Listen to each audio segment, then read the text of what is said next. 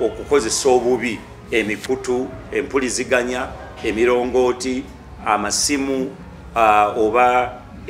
radio omuntu n'agenda ku TV n'amala googera byonna byayagala ku muntu. Amateeka mu Uganda weegali singa tugateeka mu nkola tetwandibadde na kizibu ekyo kubanga ddala eriyo media houses eriyo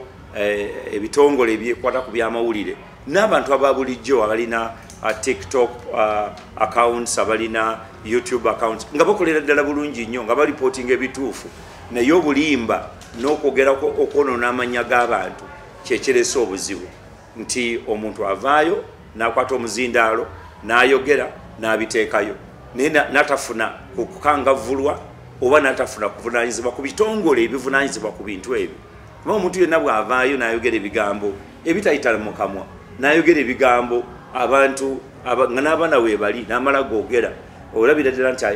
waliwo obuzibu bunene. Ekyokubiri tubeera nga tulina abantu kati ng'okuvuma abantu ku mikutu n'omukulembeze w'eggwanga naye ne bamuvuma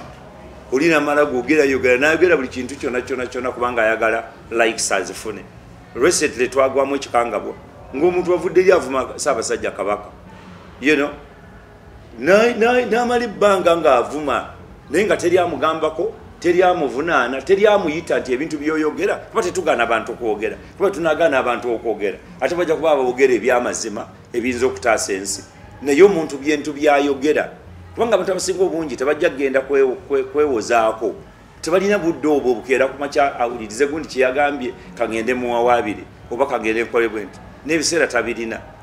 Kakati Kabaka akulembera abantu bameka abamukkiririzaamu si n'abaggwanga lyokka naye n'eggwanga lyonna n'abantu ebweru bakulembera. Kakati omuntu nadda ku TV n'aba ng'avuma naye nga n'abantu bennyini ab'empuliziganya minisitule y'empuliziganya tesobola kugamba wa yenna wulidde eriyo ekigenda mu maaso omuntu oyo abyafulumya bituufu